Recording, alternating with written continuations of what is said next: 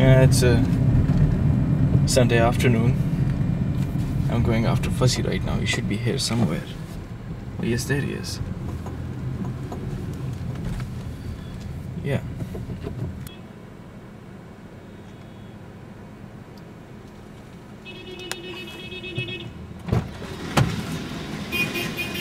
Hey. Hey. How are you? Like my new car? I love your new car. It's got a front-end dichotomy. What? It's got a lot of things that... I mean, just look at it. Look at the sleek lines that go. It's aerodynamic. It moves through. It probably cuts through the wind in an amazing fashion with low fuel economy. It's got cat's eyes. I mean, that's what I love. I love the feline touch this car has. As it moves along, it's probably one of the smoother beauties I've seen, with the metallic shape giving, you know, true touch to exactly the way it's been cut through. But somehow this is one of those cars, you know, most of these cars, the Japanese cars, they've got a front-end dichotomy. It's like the front part is magnificent, it's made to cut through the wind, and the, you know, it's kind of pudgy, it's kind of flat, broken in. Looks like a schizophrenic designer made it. He was thinking of Italy, he was thinking of Europe when he made the front end, and the back end was made, you know, with some kind of chronic city which had bad sewerage and all that stuff. I don't know why the Japanese can't design better cars. Why must the front be beautiful and the back be so ugly? Why must it be high? Why must it be short? Why must it cut abruptly? But anyhow, I like your new car otherwise. Thank you. Yeah. No, don't funk with my heart. I wonder if I take you home, would you still be in love, baby? In love, baby.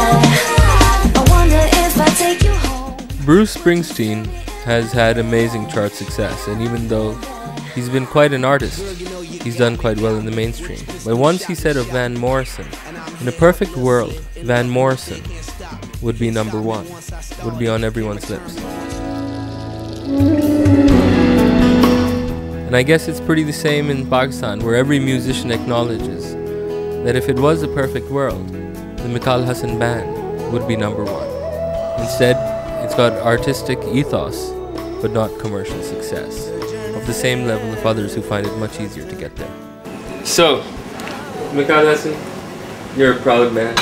Am I? Yeah, you're a Dashat Gard, almost basically everyone's scared of you. We came to Lahore, you didn't say hi to us. Yeah, I didn't. You didn't say hi to us? Yeah. Alright, okay, fine, next topic. So you didn't say hi to us, and I'm just curious, remember that article you wrote for the Herald? Well, the interview. The interview, Really? yeah, but it was, I mean, I can, from talking to you, I can tell it was verbatim what you were saying. Yeah, yeah. I That's mean- actually one thing that they did do, which was like, I think it was Amber Rahim. Right. Amber Rahim did the interview. Okay. And she said like, this is gonna go As you is, said it. yeah. And it did. I thought that was a very intelligent interview.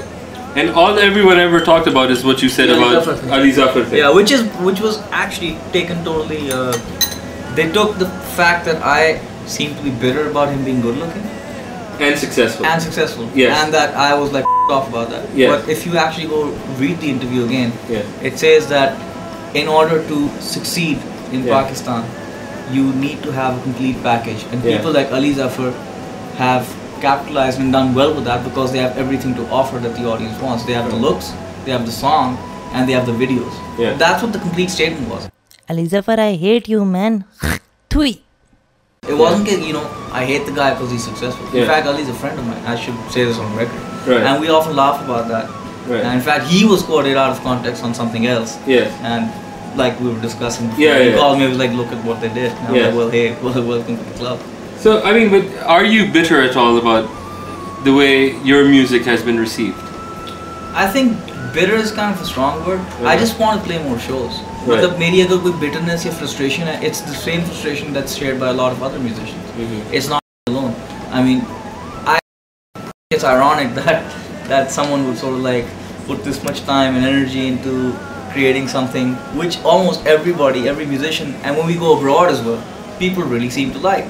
But it's not, because it doesn't have a commercial, so-called commercial tangent to it. Mm-hmm. It's considered very sort of like elitist or on the fringe. Yeah, on the fringe. Yeah. Or, whereas it's not like that at all. There's nothing in what we do which is something that people couldn't get into. if they're only open to it, the problem with a lot of the way people's art is perceived is A, it's not considered art. B, it's considered like a gimmick where sort of like you're supposed to get the attention of people through something.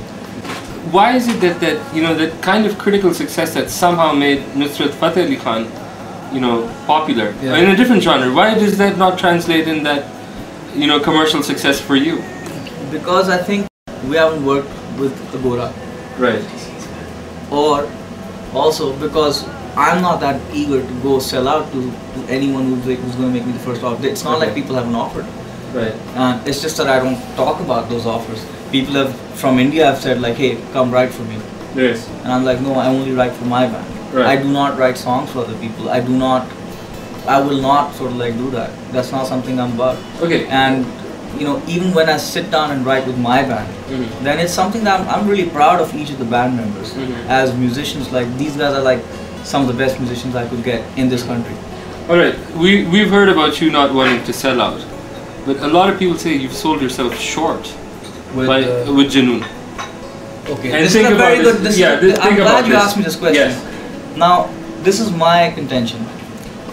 I can either sit in my house and crib about the fact that I have absolutely no work, and that I'm not playing, and that all the stuff is happening around me, and the media is doing this and that. Or I can make the choice to keep playing music with people. If you check out my musical past, I've always collaborated and played with a lot of people. Junoon is maybe not as musically challenging for me as some of those other projects I've done, but for the same reason, why is it that when I play bass on a Noori album or play guitar on Hum Bhoole, no one says anything? Why is it that when I played bass on Aadat, no one said anything? Those songs were like really big hits. I mean, Aadat was a big hit. How come no one at that point thought that, hey, why are you playing bass now? So I find it ridiculous, man. I've always played music, whether it's been as a guitar player or as a keyboard player or as an arranger or as a producer, engineer. It's all facets of the same thing to me.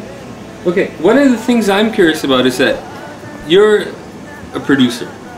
I'm a record engineer. Okay, you're a record producer engineer. is someone who sort of like has a sort of like I can take what you give me and I can mix it for you, and I can do it to how you want it. Certain styles. Yeah. I can't do every style.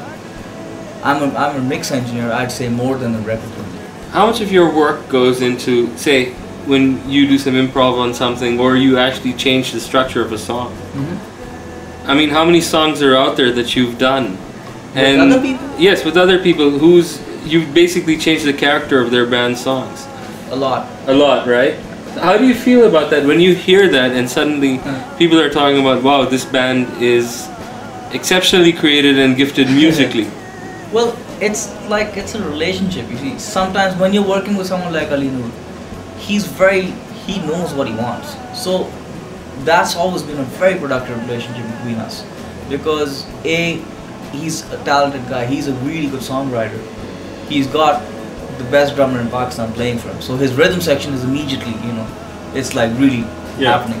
And it's ironic that Gambi also ended up playing on Square One for me. And so we have this like thing going where he understands that these are the things that I can do very well, and beyond this I need someone to come in and take it to the next level. In that situation, I'm actually contributing, I'm realizing his vision of his sound.